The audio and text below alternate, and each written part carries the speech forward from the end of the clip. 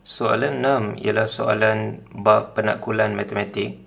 Bab penakulan matematik ni kita belajar masa tingkatan 4. Kalau kita tengok soalan ni dia bagi tahu P ialah nombor negatif. P ni nombor negatif. Lengkapkan ayat matematik di ruang jawapan ni yang dia dah bagi ni dengan menggunakan simbol lebih besar atau lebih kecil untuk membentuk satu pernyataan benar. Dia kata P ni nombor negatif. Tak tahulah nombor berapa tapi negatif. Kalau nombor negatif, contoh katakan negatif 1 lah. Negatif 1 darab negatif 6 dia akan jadi positif 6. Apa-apa pun nombor negatif, darab dengan negatif dia akan jadi positif. Okey.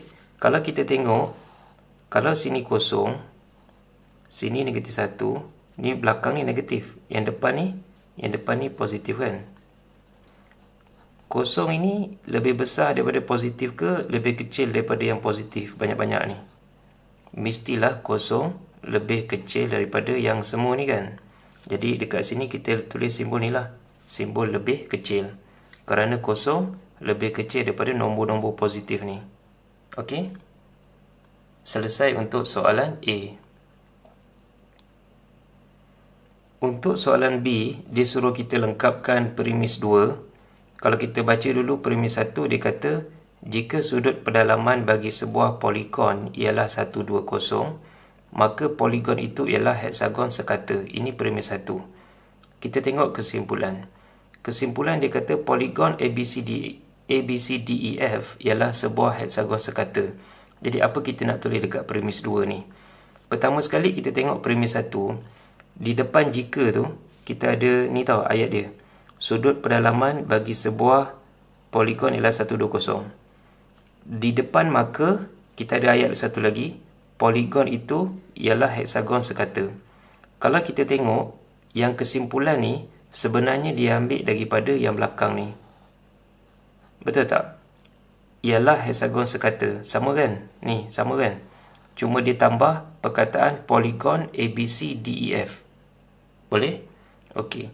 So, kalau yang belakang ni dah kena bawa pergi kesimpulan, maksudnya yang depan ni, sudut pedalaman bagi sebuah poligon ialah 120 ni, ini kita akan letak dekat premis 2. Cuma, kita tengok kesimpulan tu, kesimpulan dia ada tambah poligon ABCDEF kan?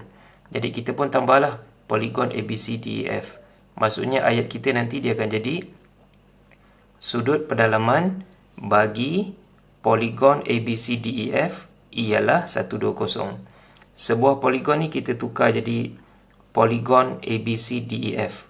Lagi sekali saya cakap, kita tulis sudut pedalaman bagi poligon ABCDEF ialah 120. Okey? Selesai untuk soalan B. Untuk soalan C, kita tengok soalan C1, dia kata buat satu kesimpulan secara induksi tentang bilangan pelekat berbentuk bulatan di baris ke N. Okey. Kita tak faham soalan ni pun tak apa. Yang penting dia nak suruh kita buat macam formula kepada urutan ini. Kita tengok yang pertama kita ada 3. Yang ini kita ada 5. Yang ini ada 1, 2, 3, 4, 5, 6, 7, 8, 9. Yang ini kita ada 1, 2, 3, 4, 5. 1, 2, 3, 4, 5. 1, 2, 3, 4, 5. So, 5, 10, 15, 17. Okey. Jadi, kita ada, saya tulis kat sini, 3, 5, 9, 17. Okey. Daripada nombor-nombor ni, macam mana kita nak buat dia dalam bentuk formula? Kalau kata 3, 6, 9, 12, kita tahu tu sifir 3. Tapi kalau macam ni sifir berapa? Kan? Tak ada sifir ni. So, macam mana kita nak buat? Jadi, kita kena agak cepat kita punya arithmetic kita kan. Kalau kita tengok 3 ni, sebenarnya dia berasal daripada 2 tambah 1. 5 berasal daripada 4 tambah 1. 9 berasal daripada 8 tambah 1. 17 daripada 16 tambah 1. Okey. Bila kita tulis dalam bentuk macam ni, baru kita tengok macam ada pattern. Tambah 1, tambah 1, tambah 1, tambah 1. Masalah kita sekarang ialah 2, 4, 8, 16. Ini survey berapa? Survey 2 ke? Kalau survey 2 bukan macam ni. Survey 2, 2, 4, 6, 8 kan? So, kalau 2, 4, 8, 16 ni datang dari mana? 2, 4, 8, 16 ni sebenarnya datang daripada 2 kuasa 1 tambah 1. Kan? Tambah 1 ni samalah. Tambah 1, tambah 1, tambah 1, tambah 1. 2 kuasa 1 dapat 2. 2 kuasa 2 dapat 4. Kan? 2 kuasa 3 kita akan dapat 8. 2 kuasa 4 kita akan dapat 16. 2 kuasa 4 dapat 16. 2 kuasa 3 8. 2 kuasa 2 4. 2 kuasa 1 2. Bila bentuk macam ni baru kita nampak dia punya pattern dia. Jadi apa yang kita buat ialah kita tulis dia punya formula dia. Ini 2 2 2 2 2 sama kan? 1 2 3 4 kita tukar jadi n tambah 1 tambah 1 tambah 1 tambah 1 kita tambah 1 lah. So, berapa n kita tadi?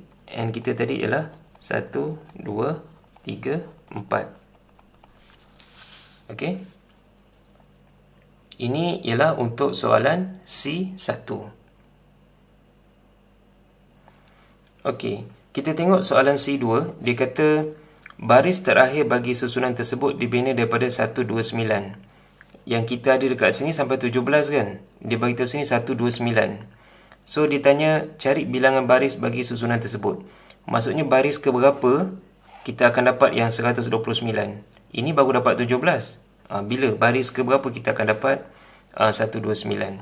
Jadi apa yang kita buat ialah yang kita punya formula tadi ni 2n tambah 1 sama dengan 129. Okey. Yang tadi tu kita baru 1 2 3 4 baru 4 baris kan? Okey. Jadi sekarang kita try 5 ni n ni kita try masukkan 5. Saya try masukkan 5. So akan jadi 2 kuasa 5 tambah 1 dapat 33. 33 tak dapat 129. Tak bolehlah 5. Okey, saya try 6 pula. Okey, 2 kuasa 6. Okey, tambah dengan 1 saya dapat 65. 65 pun tak sama dengan yang ini. Ini 129. Okey, saya try 7 pula.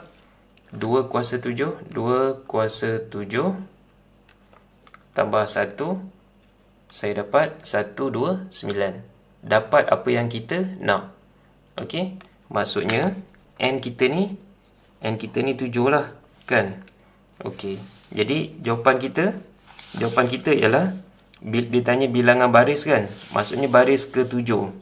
Baris ke 7 baru kita akan dapat 129.